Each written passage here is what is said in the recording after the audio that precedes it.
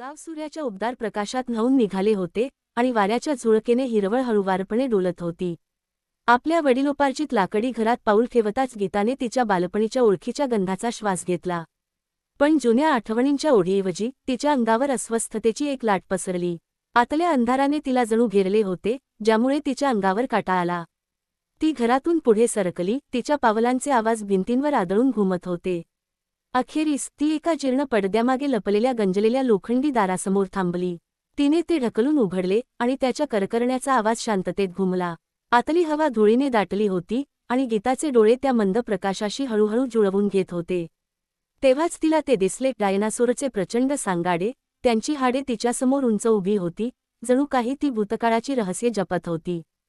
गीताच्या मनात प्रश्नांचे काहूर माजले. हे प्राचीन जीव तिच्या कुटुंबाच्या घरात काय करत होते?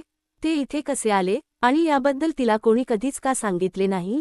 ते सांगाडे जणू काही तिला कुठल्यातरी गोष्टीकडे नेत असल्याप्रमाणे एका विशिष्ट रचनेत मांडलेले दिसत होते.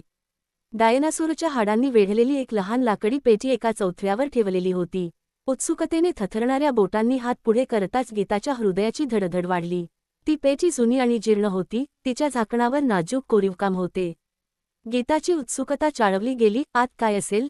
तिने झाकण उचलताच खोलीभर एक अस्पष्ट कुजबूज घुमली आणि तिच्या अंगावर काटा आला.